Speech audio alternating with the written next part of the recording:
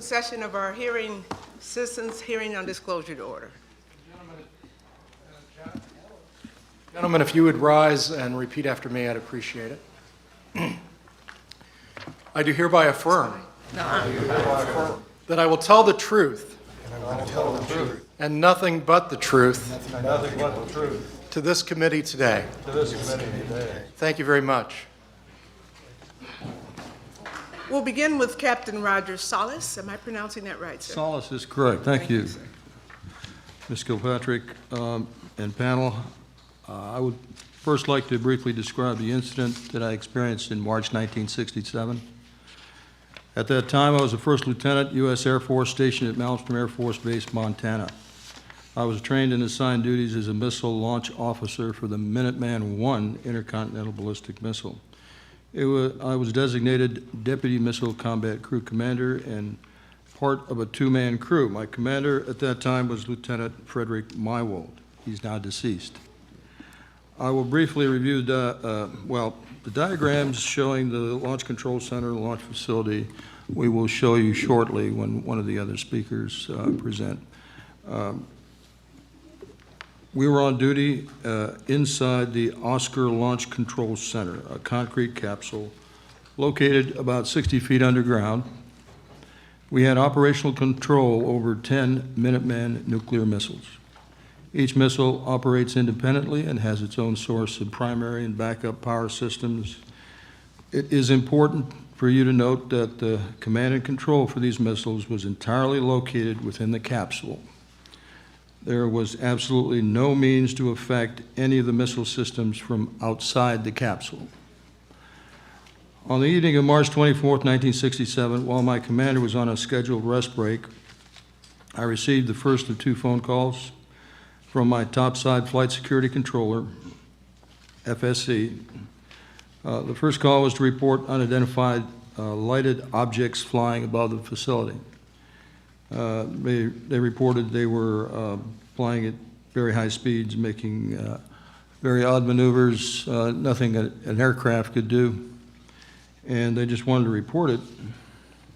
I didn't pay much attention to that first call, and I basically hung up on them. Minutes later, the FSC phoned again and reported in a very agitated state that there was a large oval-shaped object hovering above the front gate. It was a red, pulsating, lighted object, approximately 30, 40 feet in diameter.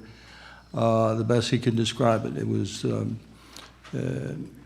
was difficult to distinguish a structural part of it on the inside, except that it was glowing red, pulsating object.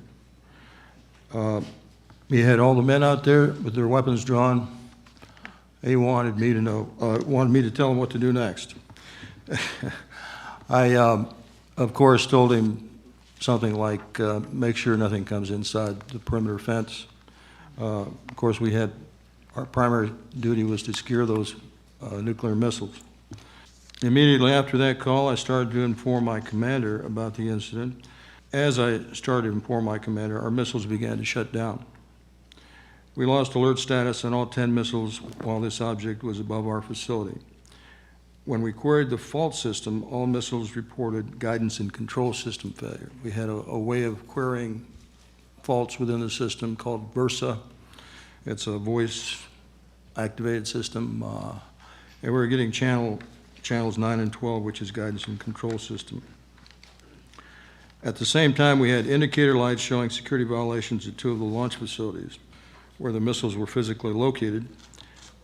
While Lieutenant Mywold reported the incident to the wing command post, I phoned upstairs and directed the security alert team to be sent to those launch facilities with security violations to investigate those indications.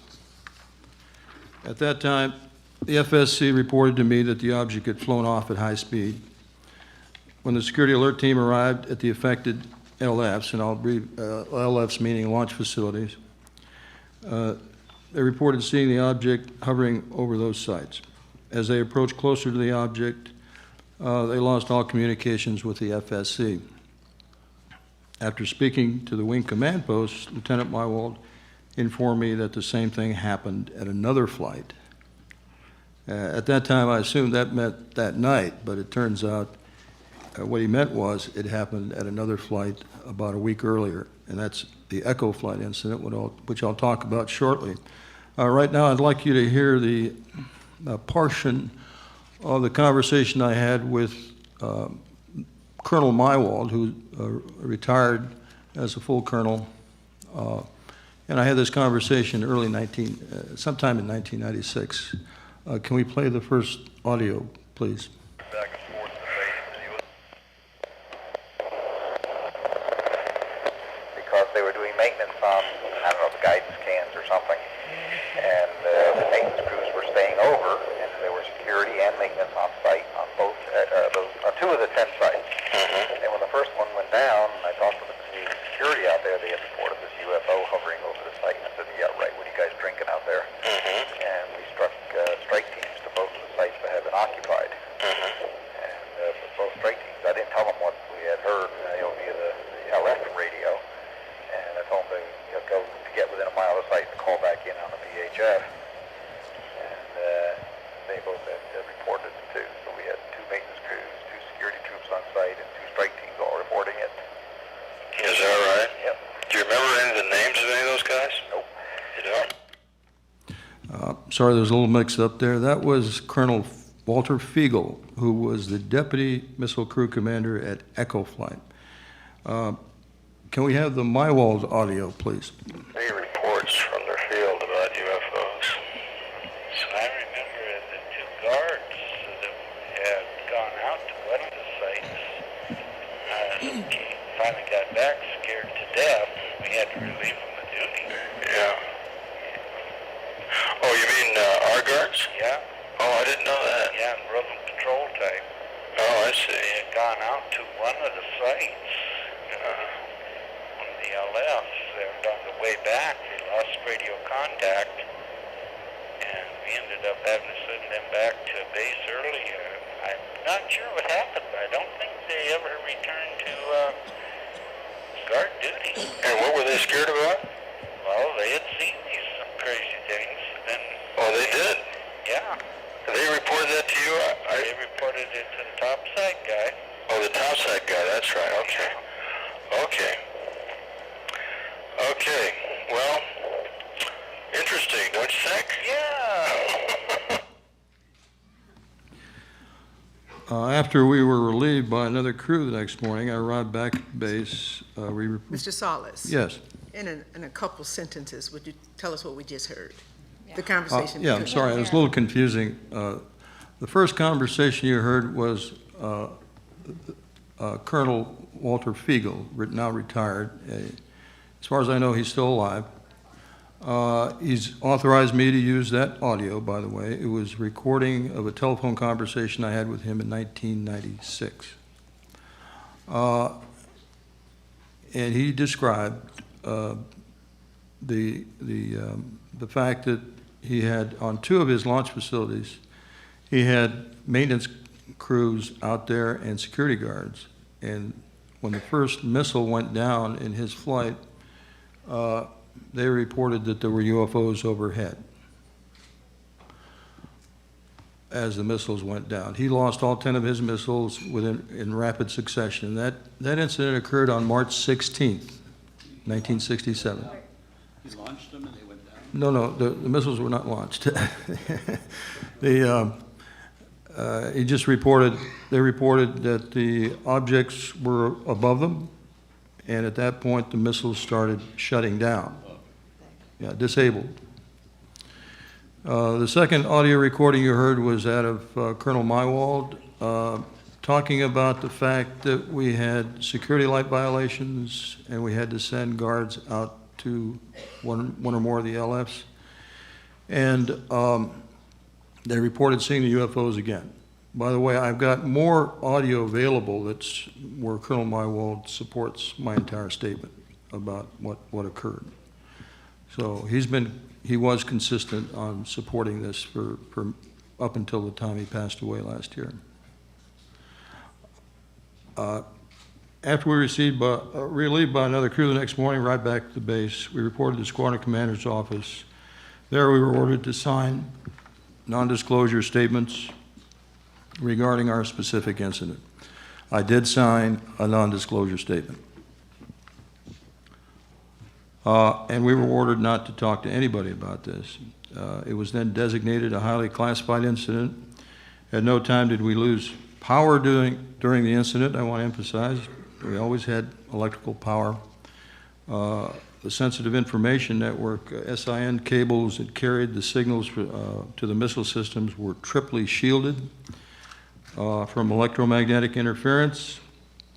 The preliminary investigation isolated the failure to the logic coupler at each missile. The logic coupler is associated with the missile guidance system. That's about the best I can explain to you what the logic coupler does. I'll refer you to a portion of the unit wing history. I believe you have documents that I supplied you with that talk about the Echo flight incident, and I'll just read part of it. It says, in the opinion of the team, was that externally generated signals caused the generation of these two channels and shut down the launch facilities. The possibility of this is very remote due to the fact that all 10 couplers would have to fail in the flight within a few seconds of each other. This statement confirms that signals were sent to each individual missile separately in order to disable them.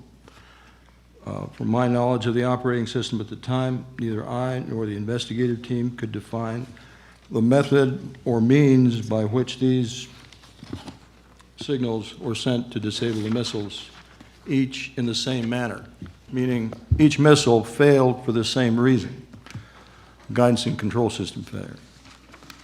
Mr. Robert Kaminsky was the Boeing team leader for the investigation of the Echo flight shutdown.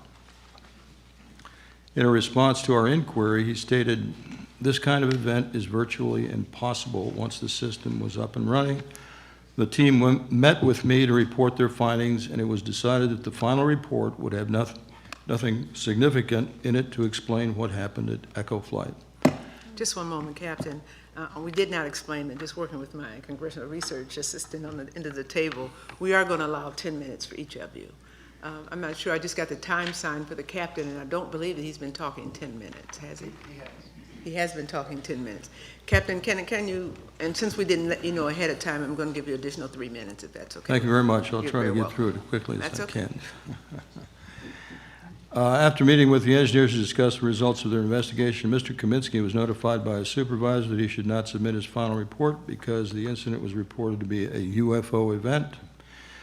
Even though the Boeing company was the principal contractor for the Minuteman I missile, the report on the incident was not submitted by specific request of the Air Force. However, the Air Force did perform their own classified investigation where they identified a possible failure mode as stated above.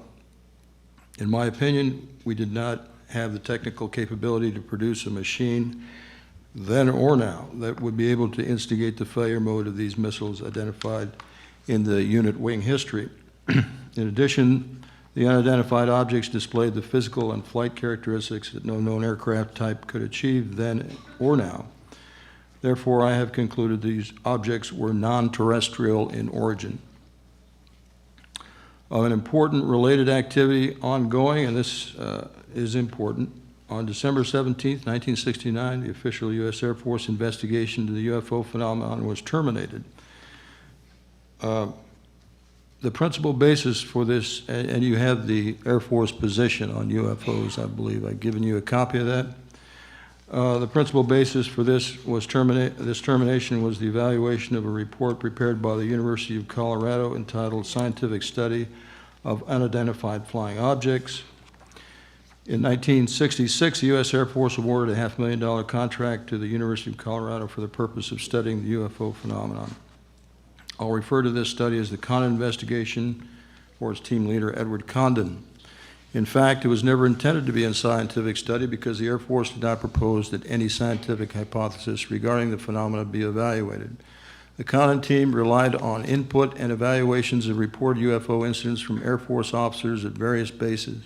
The Condon team was, except for one individual, not authorized to review classified reports of Air Force incidents regarding the phenomenon. They were not even informed that classified UFO files existed until after the termination of their study. I have evidence supporting this.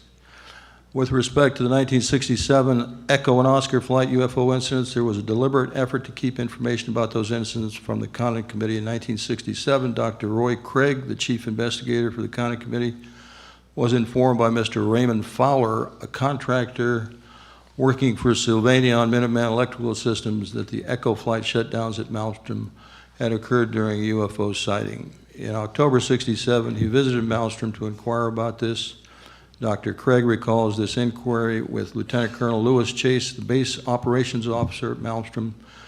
After Colonel Chase and I had exchanged pleasantries in his office, this is a quotation, I asked him about the Echo incident. The colonel caught his breath and expressed surprise that I knew of it. I can't talk about that, he said. Colonel Chase had assured me that the incident had not involved a UFO.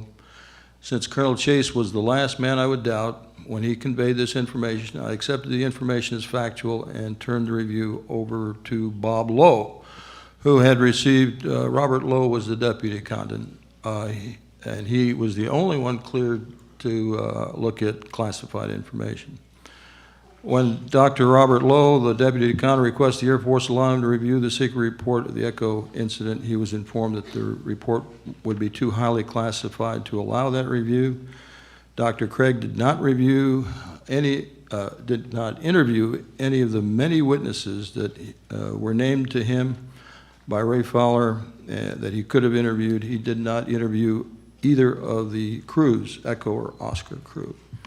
In addition, the Air Force Office of Project Blue Book was deliberately misinformed about these incidents. In a letter from Colonel James Minot, and I think you have these letters in front of you, he was right pat, Blue Book essentially. He requested of Colonel Chase in June of '67, inquired of reports they had received that there were equipment malfunctions and abnormalities during the UFO sightings. The written reply from Colonel Chase stated, this office has no knowledge of equipment malfunctions and abnormalities in equipment during the period of UFO sightings. This evidence and the Air Force... Captain, I think you just have a short piece to go, is that right?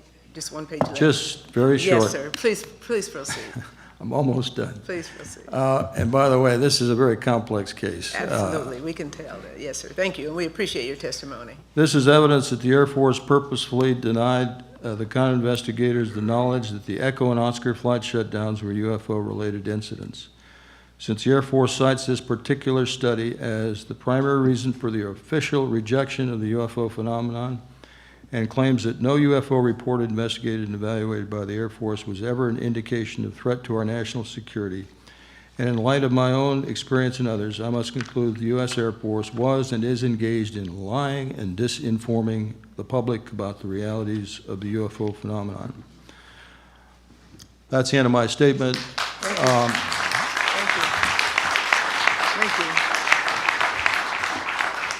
Very briefly, I just want to point out the fact that the next two witnesses that you will hear from, Mr. Schindelli and Mr. Scott, this is the very first time they are going public, and I want to honor these guys for having the courage to do so. Thank you. Thank you. Thank you very much.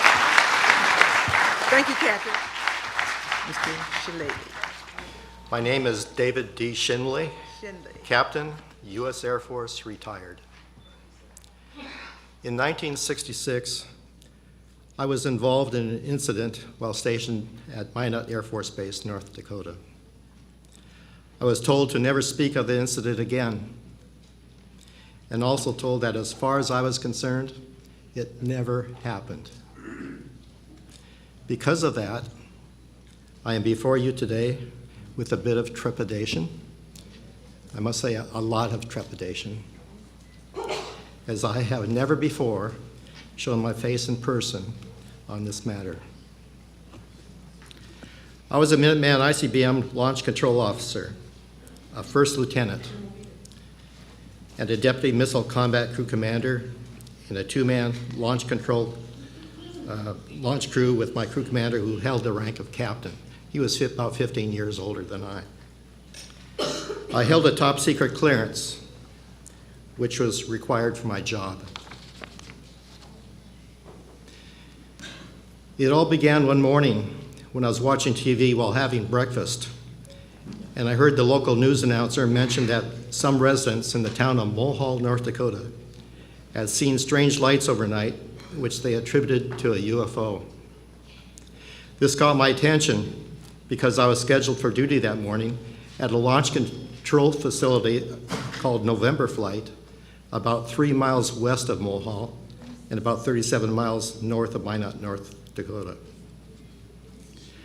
I lived in the town of Minot at the time, and I drove to the air base to attend the morning pre-departure crew briefing at Wing headquarters, where all 15 missile crews would normally meet each day prior to pulling alert duty at their respective launch control facilities.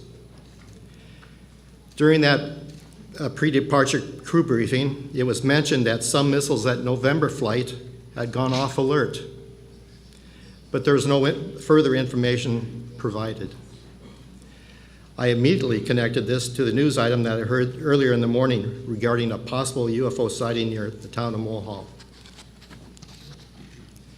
When the briefing was over, several of the launch crews seated near me commented about the news item, which they had also heard that morning. And there was speculation about a possible connection with November Flight. My crew commander had also heard the news item. And we were both anxious and quite curious about what we might find as we drove out to the launch control facility. If you could display my second slide.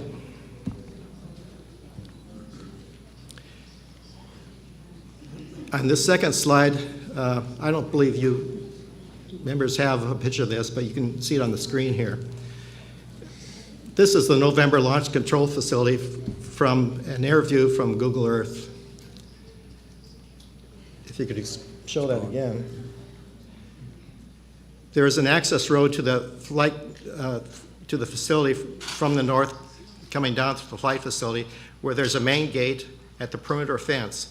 The perimeter fence goes around the launch control facility building, top side, and there's a garage to the right of the main gate. The usual procedure upon arrival was to inspect the grounds and building, but this time my commander immediately went into the security section of the building to debrief security personnel and guards. The security center was the topmost north side of the building, near the main gate. I entered the facility from the back door at the end of the facility, and then encountered the site manager, a tech sergeant, who immediately took me into the day room and asked if I had been briefed on the previous night's events. I said I hadn't. We then proceeded toward the windows on the west side of the day room, where he described to me the large object with flashing lights that had been hovering just outside the fence that night. And he spread his arms out in front of him to indicate its size, the size of the object. Based on his description, I estimated the object may have been 80 to 100 feet wide, and approximately 100 feet from the building, maybe a bit closer. I immediately asked if it had been a helicopter, and he said that it just hovered with no noise being heard, quite unlike the usual noisy helicopters heard from within the building. I also asked what the flashing lights were like, but he could not answer. They were unlike any he had ever seen. They were not like the usual beacon lights on planes, but something like a pulsating glow. He then said the object, while hovering close to the ground, then glided to the right toward the north end of the building and out of sight. The object then came into view from the security section of the facility and hovered just behind and slightly to the right of the main gate, concealed partly by the large garage located within the fenced area to the right of the gate. As you can see there, the garage is labeled the second position of the object.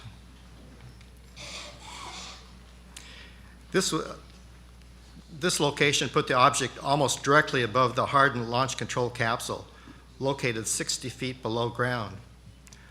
All our missiles, our 10 missiles, were located 4 to 14 miles away from the launch control facility. This capsule was located approximately underneath the garage. This was the launch crew quarters and the launch control center for all 10 interconnected nuclear-tipped missiles that were located away from the launch facility. Security personnel confirmed everything that the site manager had related to me. My commander and I then proceeded to take the elevator down to the launch control center, the capsule, to relieve the two-man officer crew below. After entering the capsule, our eyes were immediately transfixed on the launch control console, which showed that all missiles were off alert and unlaunchable. We had never seen such a thing before. The outgoing crew briefed us on the wild events that transpired overnight and indicated that the missiles malfunctioned at the time the object was hovering directly above the capsule and next to the main gate. We speculated on the possibility of an EMF pulse that might have created the situation. We had no doubt, however, that the 10 outlying nuclear-tipped missiles of November flight had been compromised, tampered with, and put out of commission by the object that had paid a visit. Normally, it was quite unusual to have even one missile down, except for maintenance. And Wing Headquarters was very proud of having more than 95% uptime for all 150 missiles of the wing. The following morning, after we had been relieved by the follow-on crew, we arrived topside, and I attempted to further query the flight security controller who had been on duty at the time of the situation. But he interrupted me, and he said that he had been instructed not to discuss the incident. That is when my commander then told me that he had received a call while I was on a scheduled rest break down below, and he was told that we were never to discuss the incident. When I asked where the directive came from, he said the OSI. He evidently received a call from the OSI. With no discussion allowed on the subject between him or me together or with anybody else, my crew commander and I were left in limbo and left on our own to conjure in our own minds how other situations might unfold and be handled. Normally, the Air Force would train us on all procedures. We were in a simulator constantly training. This serious lack of follow-through by the Air Force was more than bewildering, and it served to keep this situation on our minds. Together, there were a dozen of us involved with this incident. My commander and I were not there during the encounter, but we had to deal with the ramifications of the incident, and I'll never forget the frightened emotion on the faces of topside airmen who were gathered with me when I was briefed by the site manager.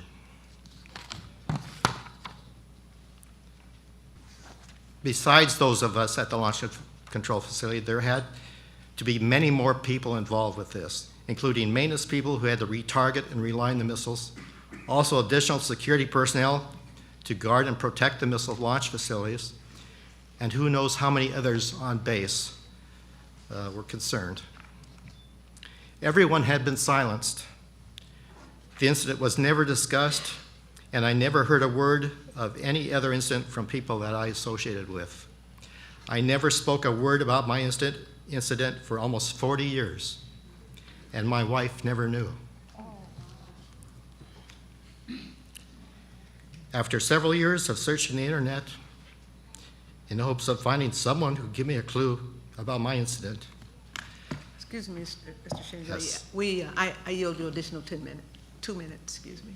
Okay, thank you. Thank you. I then found what was described by Captain Robert Salas, and I felt immediate, joyous freedom from my haunting memory. I then informed my wife. Since then, I have run across several missileers from my days at Minot who were there with me in the wing, and 2 of them have gone public with their own experiences. Two others have described to me their unique experiences, but they have pleaded that I not divulge their names. They fear losing their Air Force pension, are losing their personal integrity and keeping a secret, or being ridiculed. I also know of two other officers involved in incidents, but they will not admit to their secret, probably for the same reasons. And then there's the late Captain Val Smith of my squadron, who is mentioned in official documents released by FIA. He was interviewed by the late Dr. Alan Hynek of Blue Book fame, who wrote an article in the Saturday Evening Post, published on 17 December 1966, which described the incident that Smith was involved with on 25th August 1966. Hynek stated in the article, "This incident was not picked up by the press. It's typical of the puzzling cases that I have studied during the 18 years that I've served as the Air Force's scientific consultant on the problem of UFOs." Display the third slide, please. Just prior to release of this Post article, the Minot Daily News got wind of it and then published on 6 December 1966 a front page news item with major bold headline that read, "Minot Launch Control Center saucer cited as one indication of outer space visitors." The front page. I remember this article. I thought, oh, maybe I could start talking. In 1966, when I was at Minot, the evidence was everywhere that something quite unique was happening. But I was embedded in a shell of silence. The Air Force knew the truth. The Air Force knew that I knew the truth. And that is the only reason they warned and instructed me that it never happened. Thank you.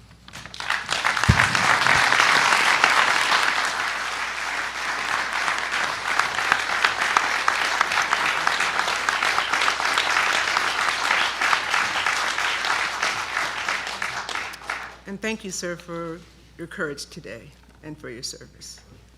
Sergeant Scott. Okay. I'm Tech Sergeant David Charles Scott, United States Air Force Security Police, retired. At the time of my sighting, I was an Airman First Class with a secret security clearance and was assigned to Alpha Flight, 91st Missile Security Squadron, Strategic Air Command, Minot Air Force Base, North Dakota. November 1974. It was after midnight when Airman Bill Gray, a member of my security alert team, and I were dispatched from Alpha 1 Launch Control Facility to an alarm situation at one of our 10 Minuteman nuclear missile sites. Probably just another jackrabbit setting off an outer zone alarm, we thought. As we drove there, Gray spotted a strange light in the night sky, called it to my attention.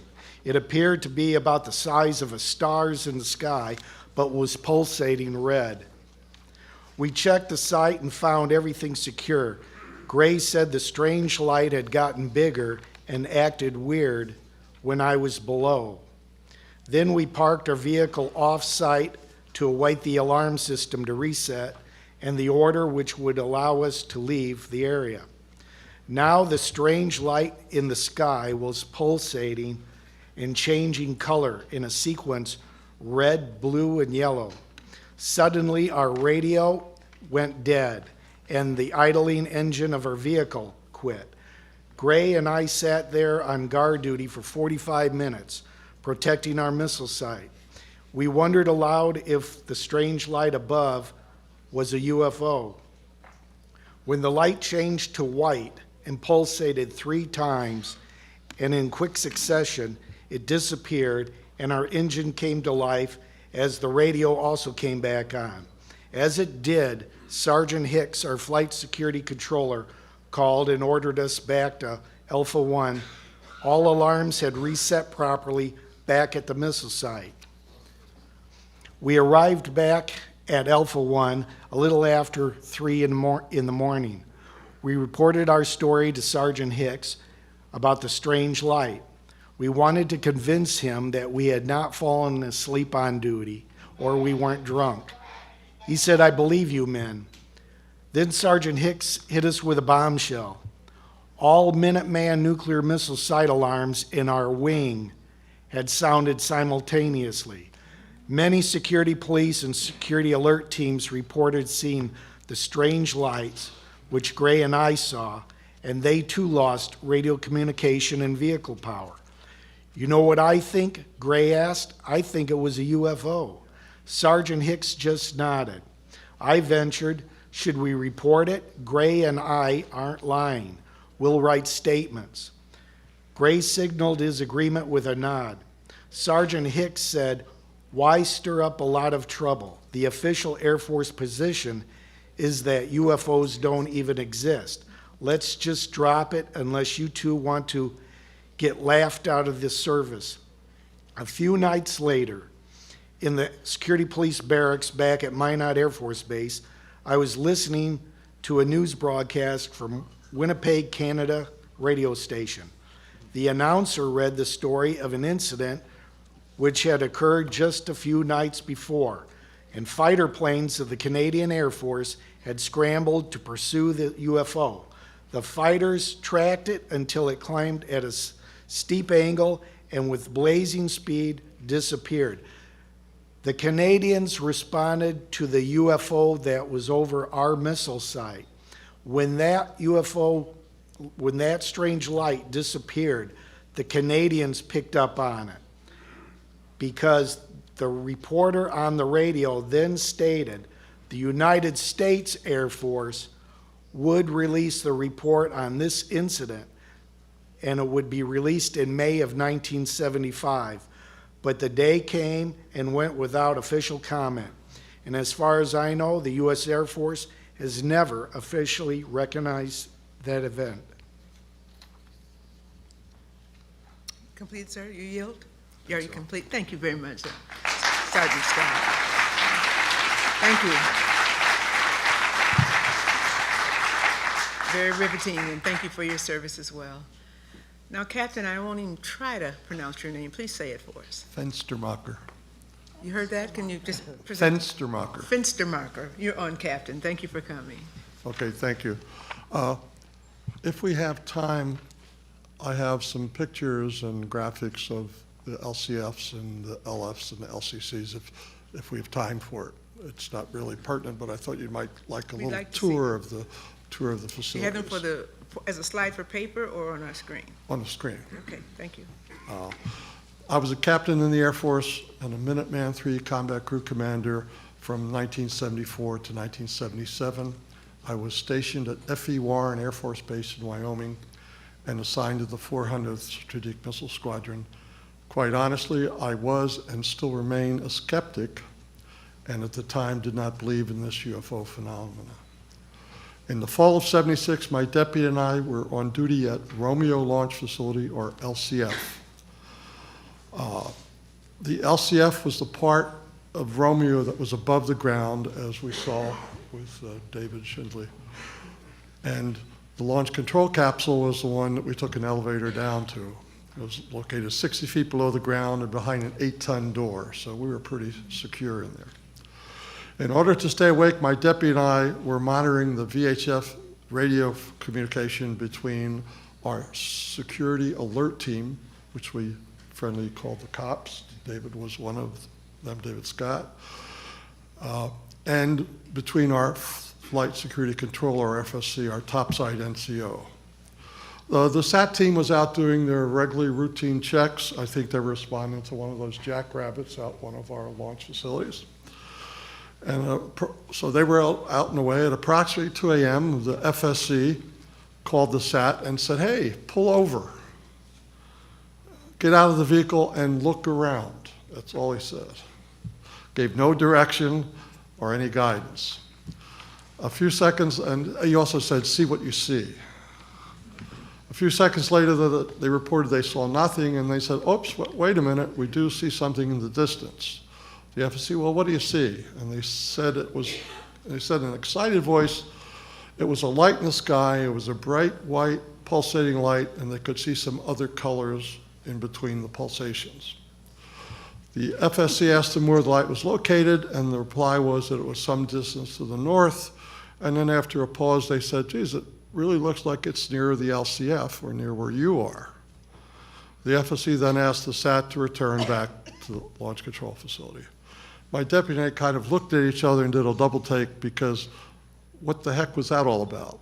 So we called the FSC on our hotline and asked them what was going on. He very calmly said that right now, right above the LCF, there was a silent object with a very white pulsating light. Between the pulsations, he could see a red and blue. I asked for specifics, and his best guess, well, he said it was a fat cigar. It looked like a fat cigar. And his best guess was it was 80 to 100 feet above the ground and 40 to 50 feet long. It was hard to see his perspective exactly because he didn't know how close. If it was way high, it could have been 1,000 feet long. If it was way low, it could have been less. But that was his best guess. While we were talking, he reported that it was moving down the access road to the east, and very slowly and very quietly.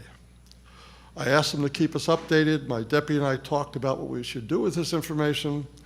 In a few minutes, the FSC called back and said the object had stopped a few miles to the east and appeared to be above the closest launch facility, or LF.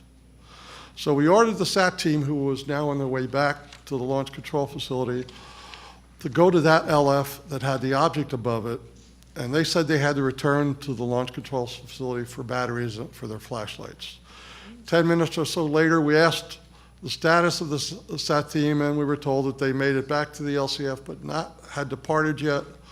They were just about ready to go. The object moved further east along the access road above another LF. We again ordered the SAT team to that location, and they reported they had to first gas up their truck.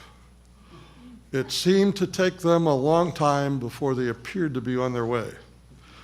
Shortly after the object went to the first launch facility, we reported the incident to our SAC command post at FE Warren, and the NCO that took the call laughed at us and said, call us back when that thing eats the SAT team, and hung up.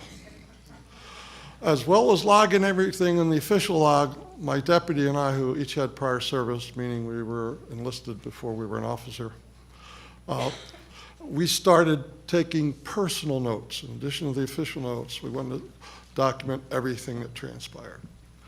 At our next hourly 400th SMS crew checks for the flights Papa, Quebec, Romeo, Sierra, and Tango, we told the other crew members what our object had done and received laughter and an attitude of general disbelief. What are you guys, crazy? Right after the group communication, the crew from Quebec called. They were the team we had dropped off on the way to Romeo and said that earlier that morning they had a similar object above a couple of their launch facilities. We asked what direction they were heading, and they said that they appeared to be heading towards me at Romeo. We asked what happened when they reported it, and they said, are you crazy? We didn't report it, we would have been laughed at. Well, he was right about that. They also mentioned that the SAT team that they had sent to one of the LFs had had an accident leaving the LF, and the Quebec crew seemed to find humor in that SAT accident. And that's important for what happens a few years later. We contacted the FE Warren SAC command post again, and several times, and reported, have you logged this yet? They said no. I pushed it forward, got an officer in charge, and stated that if they didn't log this, if they didn't take this seriously, I was going to call the base commander. It was now 3 o'clock in the morning, and the base commander would have not liked getting awoken at 3 o'clock, but I would have. Then we got a call back from a senior NCO at the command post asking for more details, so they appeared to be logging it. The object moved to another LF, and the SAT team never made it to that one either. Our FSC kept us appraised of each movement and reported that at 4 a.m. approximately, it moved away very rapidly to a star-sized object and then disappeared. At no time did our missiles go offline, though. At no times did our missiles go offline. And I now understand why. Only recent information came out for that. Meanwhile, back in 1976, the next morning, we were relieved by another crew for our normal return to F.E. Warren, and when we went topside, we found the FSC curled up in a chair in kind of a fetal position. He had been relieved by the day FSC, but was not able to sleep and obviously was very distressed. The SAT members were conveniently not at the LCF. My deputy and I were both prior service and had a good rapport with our FSC, and we asked him about the difficulty the SAT team had about going to the LFs.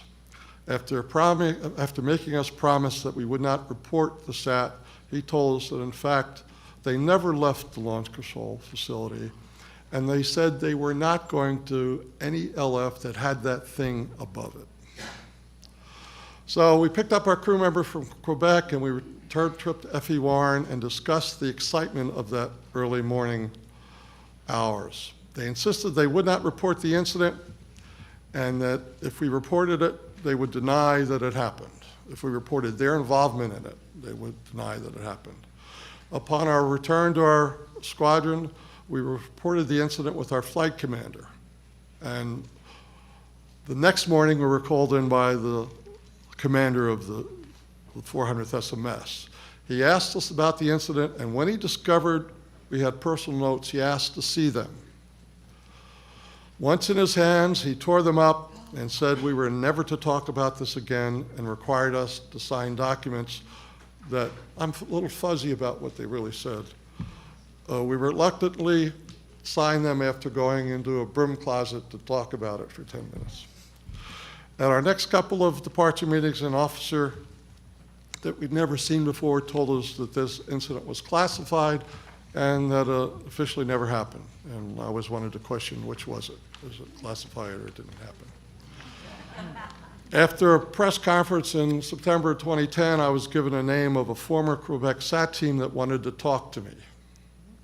I contacted and heard a story, and I'm confident he was one of the SAT members on duty that night at our incident Romeo. This is what he told me. As they approached the Quebec 9 in their vehicle, they saw a bright pulsating light with a beam of light extending down to the launch facility. While attempting to accomplishing one of their many checklists, SAC is known for their checklist, he actually reached into the beam.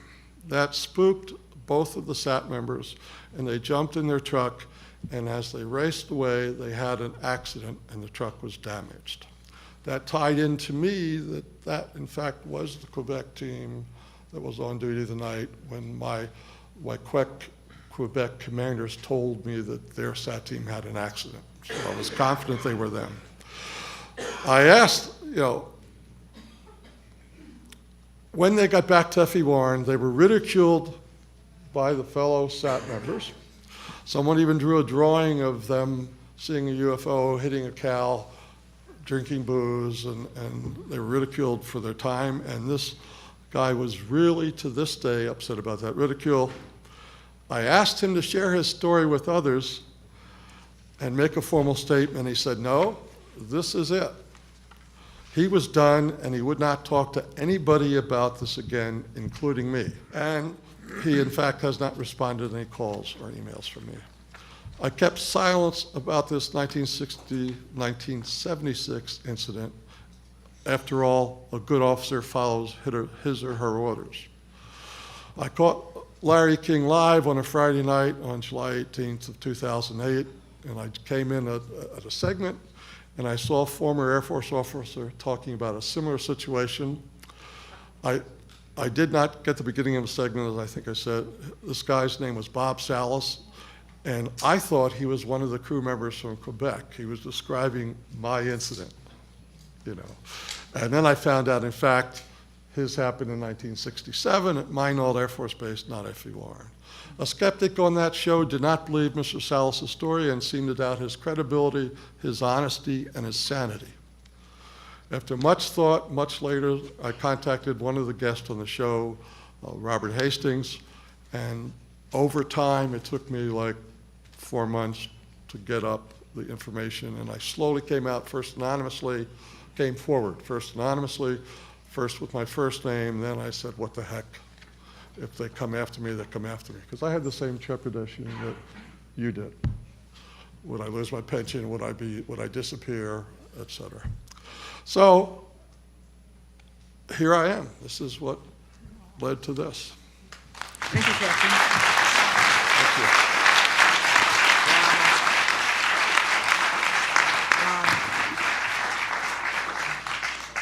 I served on the Armed Services Committee as well as the Air Force Academy Board for 6 years of my 14 years in the Congress. I know the pressure that you're under. I know when you sign those things, they're like for life. So I appreciate all your courage and your service, and we all do as a body in the House of Representatives and the Senate as well. So some things they just don't know, but we're going to take it to them. Okay? Come on, Mr. Dolan. Thank you, Madam Chair and committee. I am not a former member of the United States military, but I have devoted my life to researching the matter of UFOs and national security. What we know from research and archival work is that from the beginning of the atomic age, there have been good reports, very good reports, of unknown objects with extraordinary capabilities being in the vicinity of our most advanced nuclear facilities. They certainly appear to be interested, if not always tampering, definitely interested. We're fortunate in having obtained a few items of interest through the Freedom of Information Act. It's obvious that much remains beyond our reach, but what we have is definitely of interest.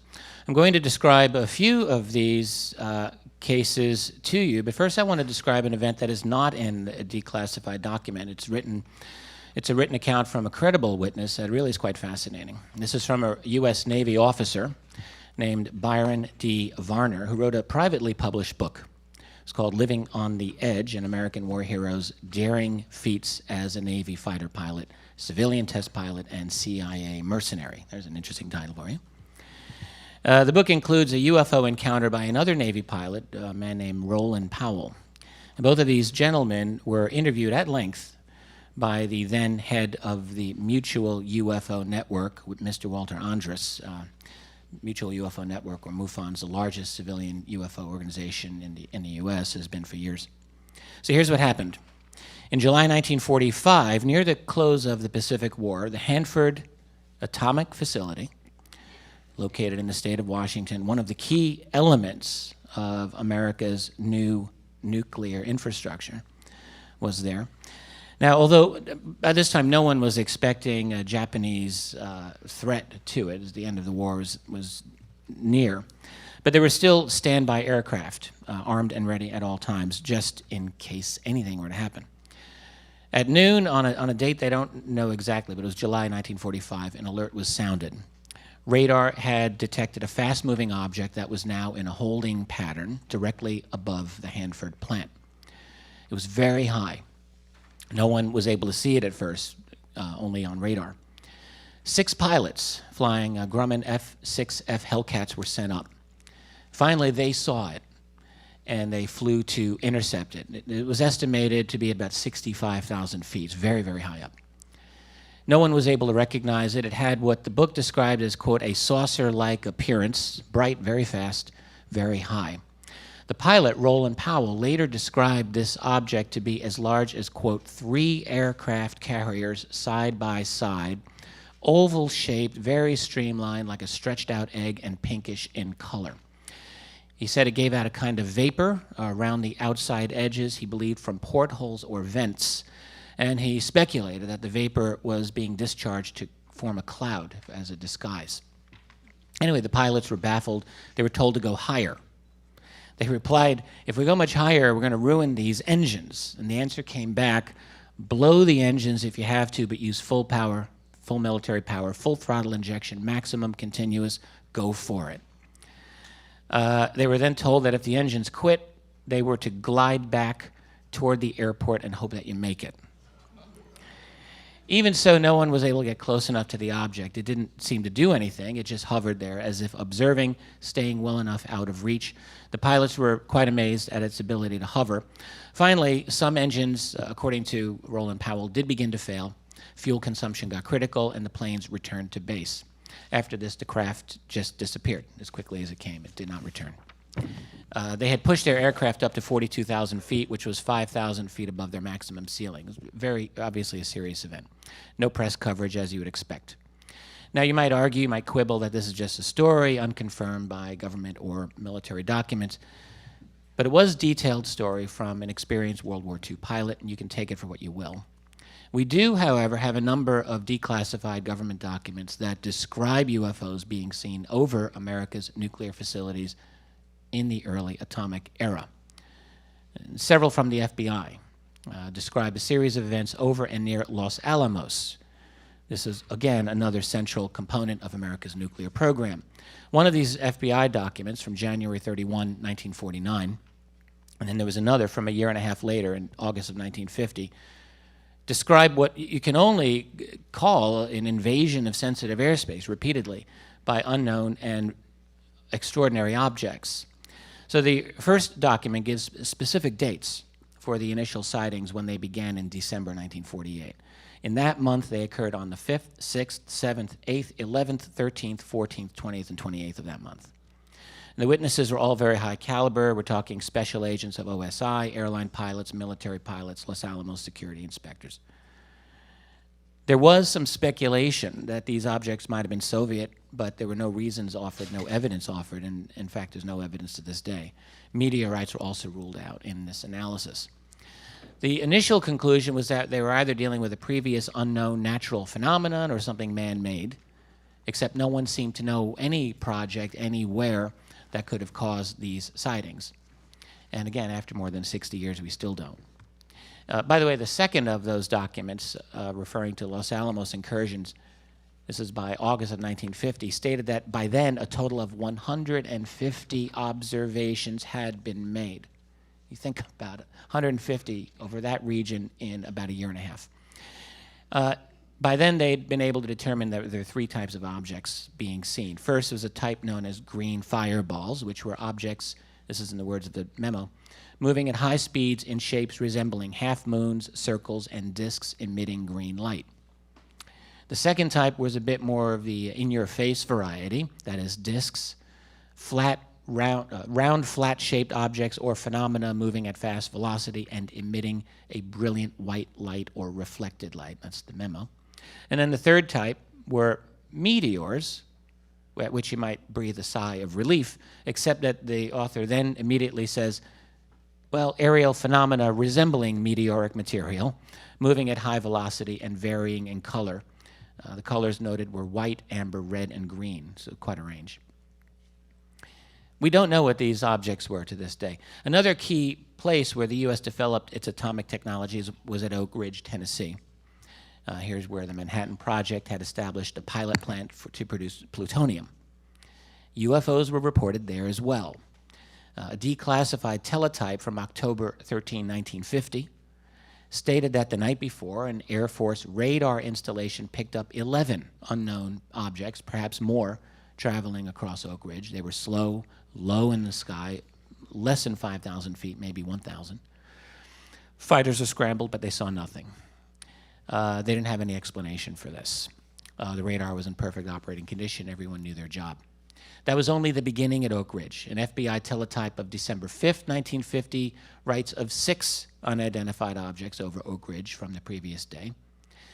It's clear that people were scratching their heads. Some wondered if this was maybe a weather phenomenon. It doesn't appear to be because the sightings continued. And we get another teletype from just a few days later, December 8th, from the FBI's Richmond office. Here's a quote. This office very confidentially advised by Army Intelligence Richmond that they have been put on immediate high alert for any data whatsoever concerning flying saucers. Violations of airspace there occurred on the 15th and 16th of December 1950, and quite a few over the next few months. And recall that this is during the Korean War.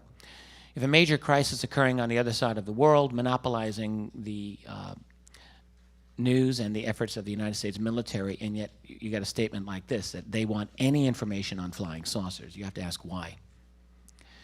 Odd craft were seen for quite some time over Oak Ridge. A fascinating document from late 1953 describes a visual sighting of a UFO seen over Oak Ridge. This is an incredible case. An F-86 fighter aircraft had just flown by, after which a black object was seen to appear out of a white cloud. It's about 12,000 to 15,000 feet altitude. It began to travel in large circles very rapidly for about 5 minutes. Sometimes it looked cigar-shaped, sometimes round. Now here, this is the report. Quote, object was extremely black in color, having an appearance of a deep black metal exterior with a fine gloss. It's quite detailed. It did not leave a vapor trail. No sound was heard. The object flew east at a tremendous speed for what appeared to be 3 miles, where it stopped.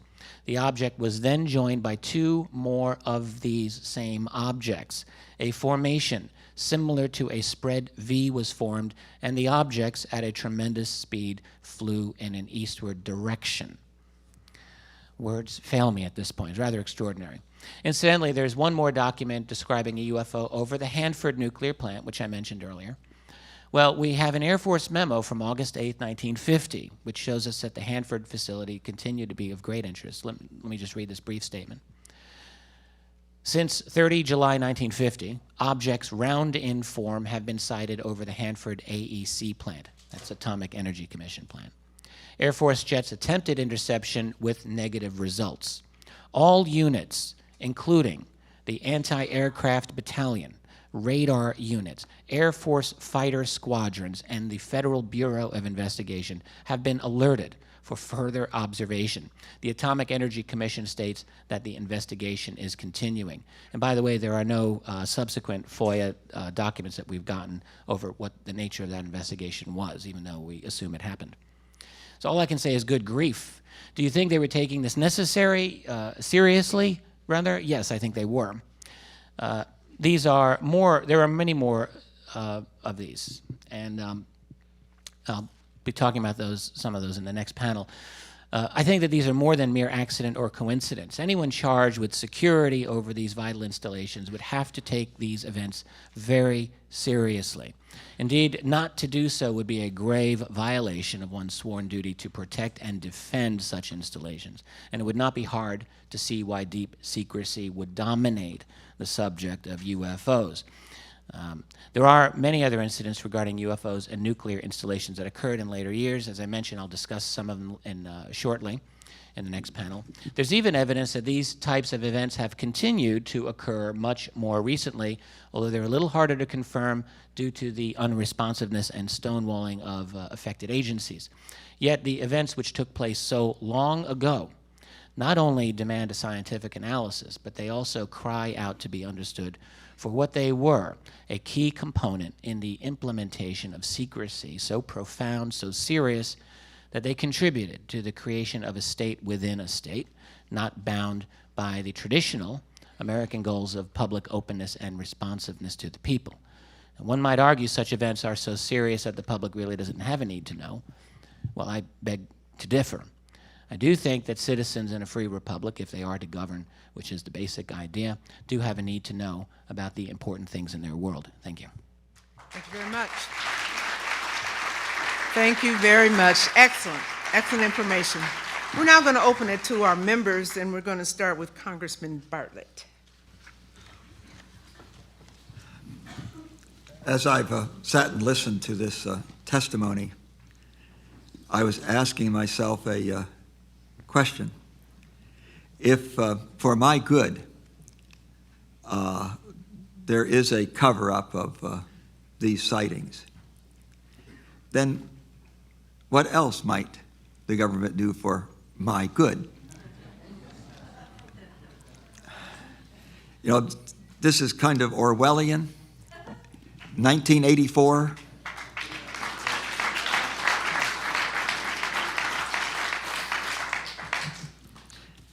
Mr. Dolan, what was the reference for size? Because the description of one of these is different than the description of others. It was enormous in size. What was their reference? You know, when I drive down the road and I have a little speck on my windshield, it doesn't look very big, but by golly, it can obscure my vision of a whole darn car down the road. So perception here, you know, there has to be some reference point before you really know how big something is. Well, I certainly agree, sir. References for size are notoriously inaccurate. You get this frequently.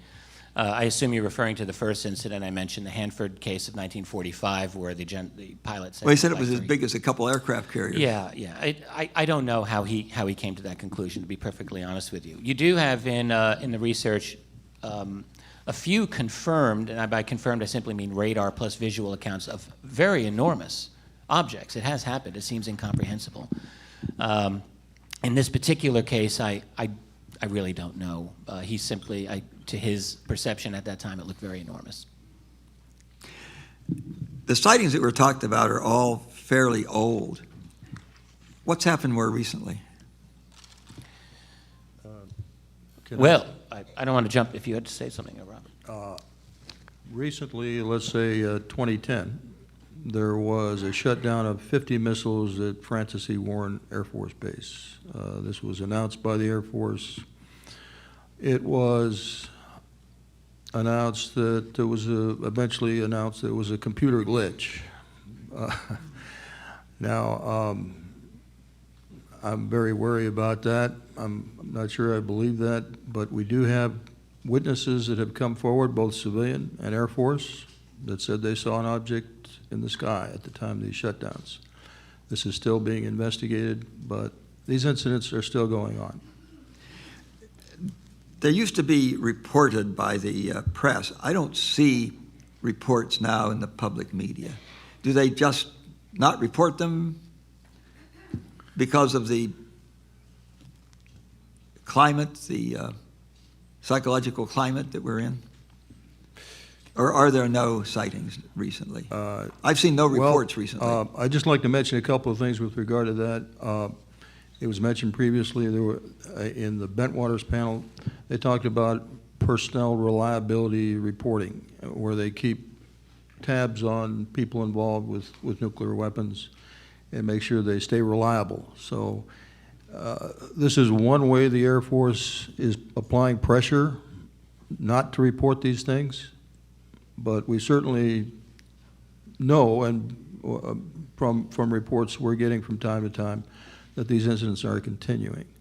But that's one of the reasons I think Mr. Fenstermacher noted that some of their people were very reluctant to report what they saw, and I'm sure that had to do with the PRP program. 2 points. Since all of you have followed this activity, you know, we're not the only country that has Minuteman missiles in holes in the ground pointed at somebody. It's the somebody that we're pointing at. Did they have any, as a result of the implosion of the Soviet Union, the data that came forward and a lot of their files, do you have any knowledge as whether or not the Russians or no, the Soviets had a similar experience with their missiles? Anyone that wants to answer that? We'll start with Captain I'll start with one that I think is in my book that I've given you a copy of. This was an incident, I think it was 1982. It was in the Soviet Union. And it was, you know, the witnesses come forward and are named, and actually I think there was an ABC special on this particular incident, but as I recall, UFO came over and actually started their missile on the launch sequence. And thankfully it was shut down from that launch sequence. But there definitely have been sightings over Soviet bases. There's a large quantity there also of incidents where UFOs were seen over missile bases. Did they have the same effect, that is, stopping the ability of the missile to work through whatever device? I'm not familiar with any specific case like that. Okay. Captain Fenstermacher, did you nodded your head like you had some knowledge in that? So the same report that Bob Salas had, I saw it on ABC, and I've read other reports, but nothing quantifiable. You know, plus if I read reports about some of the people coming forward like we have, I wouldn't necessarily believe them, you know. But I've read reports about it, and instead of knocking them offline, actually it started the launch process, which really, to me, is more worrisome. Yeah, because they suspected us, but so either the launch sequence was interrupted, or they backed down. It was initiated. It was initiated. Yeah. But apparently it's the control mechanisms that you could still start the launch sequence, but the control mechanisms were the ones that were interrupted by whatever forces were in effect. So I was just curious that, if there was a focus of attention on U.S. ICBMs, obviously extraterrestrial would have an interest in the Soviet ICBMs, and also would have interest in ICBMs in the world today, not by other countries. At the very end of the Soviet... Richard, I was going to just come to you. Oh, I'm so sorry. Maybe your research, you found something. This was anecdotal. Now, what did you find? Well, in the last couple of years of the Soviet Union's existence, there was a remarkable amount of openness in the press from the Soviet military on this matter, quite a bit. It was like a window of opportunity, as people used to say at the time, and there were a number of cases. One at Kasputin Yar in 1989. I don't think that involved nuclear, but that was a rocket launch facility. There was an unknown object that appeared. It involved a jet scramble. It was quite extraordinary, very dramatic. There was a case just outside Moscow in March of 1990, which involved an unbelievable encounter by an object that was playing all sorts of games with the Soviet jet interceptor, seen by multiple witnesses. The Soviet Minister of Defense spoke about it. The Soviet top general for air defense spoke about it. They both discounted that this was American. They said there's not a chance. In fact, the top Soviet commander said, there is no way we're ever going to try to attack this. It was vastly beyond anything that we or anyone we know had. So there were quite a few very dramatic cases, and there were some that involved nuclear facilities, but we don't have as much information. It's just not Good. much. Thank you. My time's up. Thank you. Congresswoman Hooley. Thank you, Madam Chair. I have some questions just in general, and maybe we'll start with Captain Solis. These were all classified, and you took the oath that you wouldn't tell. Keep them a secret. Why are you talking now? Thank you for asking that question. I did not speak about this for almost 30 years. I kept my oath. In 1994, I happened to pick up a book called Above Top Secret by Timothy Good. On page 301 of that book, it stated in a very short paragraph that missiles were shut down at Malmstrom Air Force Base during UFO sighting in 1967. I immediately thought that that was my incident because it described it fairly well, and I decided to go ahead and request, under the Freedom of Information Act, information about that specific incident. They were talking about the Echo flight shutdown.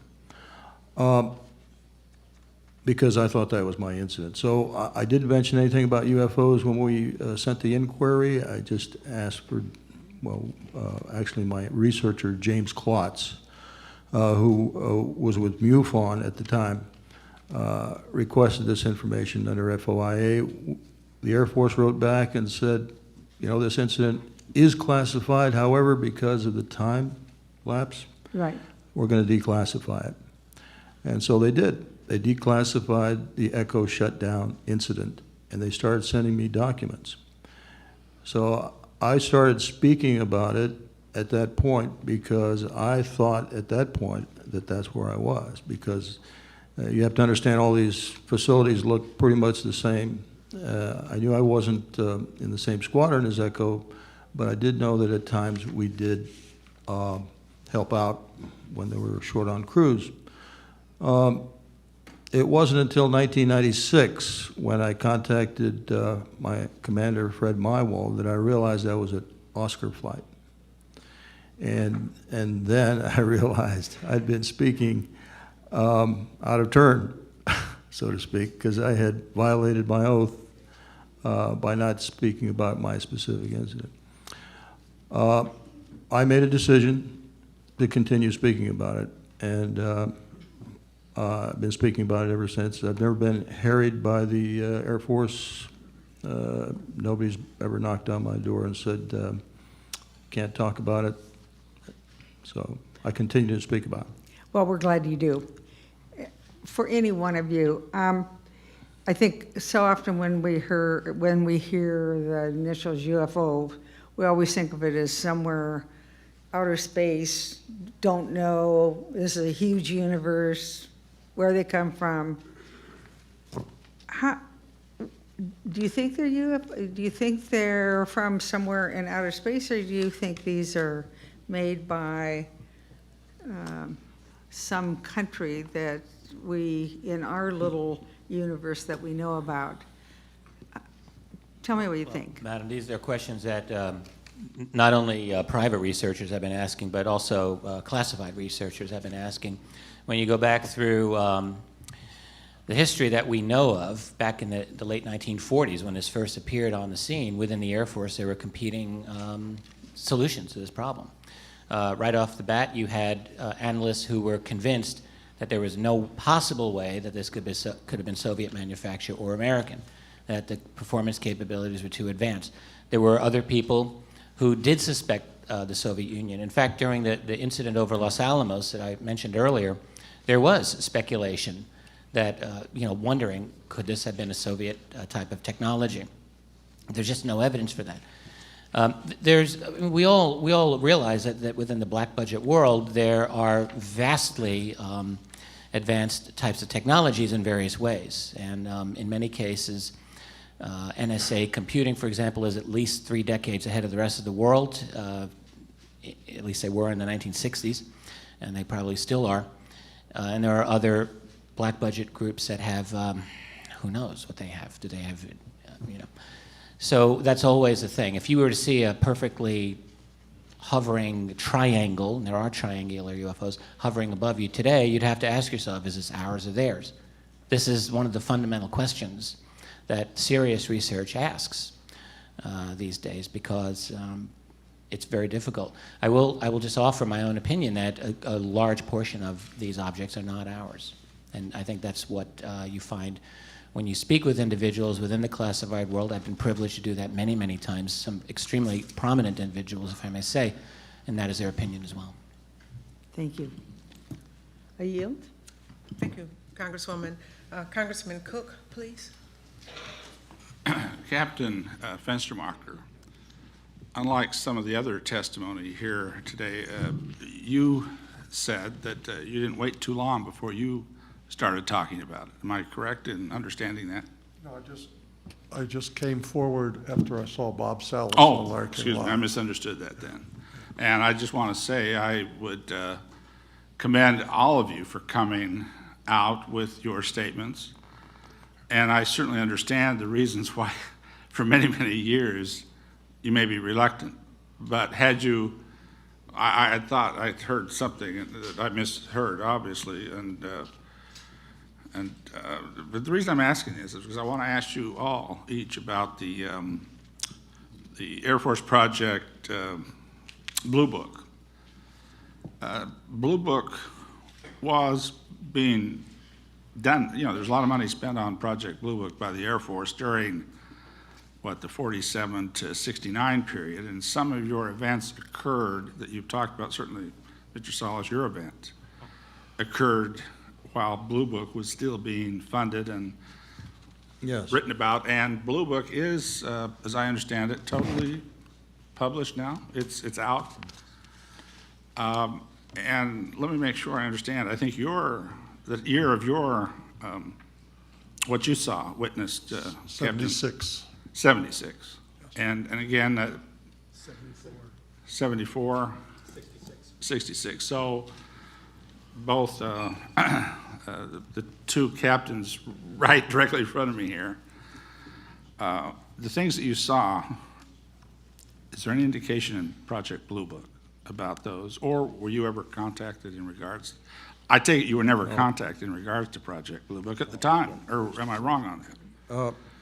No, or by anybody in the Air Force that was telling you that that's what they were doing. They were gathering. I realize they may take your statements, not tell you why they're taking them and so So the on. only thing they did with me is shove a piece of paper in my face and told me to sign it. I never heard another word about it afterwards. In researching, I've been researching this subject for 18, 19 years now. And recently I discovered that Project Blue Book had secret files. They had two sets of files, one available to the public and a set of secret files. And so, again, I've got evidence of this. So, no, when the Conant investigator came to Malmstrom Air Force Base to talk to our deputy base commander, Colonel Chase, this was said this was a classified incident. You could not review the report. So they put it in a classified Blue Book file at the time. Okay. And do you have any feeling of the same question, on the same question, Captain Schindel? At the time, I knew nothing about Blue Book per se. I do recall an instance during my time at Minot where there was some discussion amongst some crew members about Blue Book. But I never knew what that was at the time until later, 40 years later, and then I find out about Blue Book, and then I find out about this article in the Saturday Evening Post, and I find out about Val Smith, who's in my squadron, and then I find out about released documents from the Air Force that mention his name. And now I understand that's where the talk about Blue Book came about. That's very likely that not too many people in the Air Force, even captains and colonels and everything else, even generals, knew that much about Blue Book. Am I right? I mean, I imagine that you've reviewed some of what's in Blue Book since. I mean, recently, for example, Yes. Captain Sauce. Is there anything in Blue Book that's been published now that would indicate anything close to what you saw in Montana or in, let's see, it was North Dakota, Minot, or in Wyoming, or in the other? Have you looked at that? Is there any, in other words? No, sir. Well, okay. And do you have any of you have any feeling as to why they stopped Blue Book? Or do you have any, can you give us your opinion? Yes, sir. Totally opinion of why Blue Book was discontinued. Yes, Mr. Cook, I alluded to it in my statement. The Condon investigation, which was supposed to look into the UFO question for the Air Force, was a whitewash. It was intended to allow the Air Force to wash its hands of the UFO question. And I have evidence of that. The evidence that I have is the fact that Dr. Craig, who was the chief investigator for Condon, was given information about the Echo and Oscar flight shutdowns. He was given names and dates, et cetera, and never followed up on it. The Condon investigators never followed up on it. Robert Lowe never followed up on it. It was never mentioned, and that's because it was classified. I would like to just answer your question very quickly. I can give you the quick lowdown on Blue Book. Blue Book was formed in 1952 as a result of a tremendous upsurge in UFO sightings that were happening at that time. That was the only time in Blue Book's history that they actually had a staff that was capable of doing investigations. They had about 12 people. Their percentage of unknowns for that year was quite high. It was almost 25%. The order came down after the CIA-sponsored Robertson panel, which was at the very end of the Truman administration, to say, that's too high. This problem is too big, and we need to knock UFOs out of the public mind. And Blue Book was then gutted and stripped of really all capabilities, and for the rest of its existence, it had no more than a staff of about 4 or 5 people with no capability and were on strict orders. This is an explicit Air Force order of 1954-55 saying you are required to get your number of unknowns down to a bare minimum. And they did that by hook or crook, didn't matter. So it became very much a kind of an open joke, to be quite frank. The Blue Book explanations were generally not considered very valid because they were not sufficiently investigated in any scientific way. I hope the chair will allow one quick follow-up question that will take 10 seconds to answer, so about that. Proceed, Congressman. Okay. is your opinion then, Mr. Dolan, that the Air Force is more reluctant even today than they were during that period of 52 to 67 to even talk about or discuss or take information from captains and sergeants and colonels and even generals, any kind of pilots and so on, than they were then? Absolutely, I believe that this is a complete nightmare for them to deal with. Our final presenter before our break, our 10-minute break or so, will be Congresswoman Woolsey.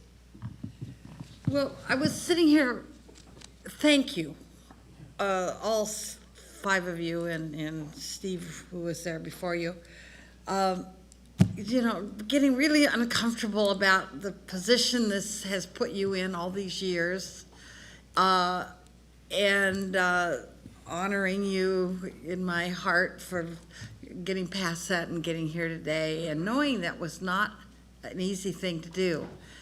But I wanted to then reflect back on why is this panel, why are we all retired members of Congress? Well, you know what? We don't have a lot to lose. But it would be, this would be one of the issues that a sitting member would risk losing an election over. A 60-second, ad. And clearance. And clearance, yeah, into, to find out data that you have to have clearance for. And, but then that was the third piece of this is to me, and I feel maybe I'm being too optimistic. I think this week is going to change the feeling and respect that the common constituent, the regular member of our country, the population, the populace, I think if they pay any attention to this, they are going to have a different respect for it. And they'll be able to say it.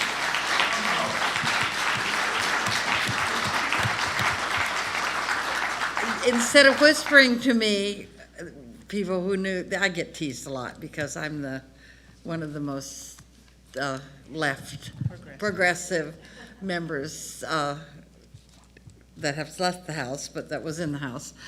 And so my constituents, they're really supportive of me, lucky me. But they would come in and they would whisper, you know, Congresswoman, I think there's something to this. And I would say, well, if it is or isn't, I'm going to go and find out why we can't find out. And they can count on, that I would do that. But I'm not sure I would have done it if I was a sitting member. I have to be honest with you. Ms. Woolsey, may I make a comment? Yes. For the last year, we have been sending documents, myself and Mr. Victor Bigliani of Zealand Communications, have been sending documents to Representative Peter King of New York. Mm-hmm. He's got all the documents, he's got my book, he knows my story, but he has not acted on it.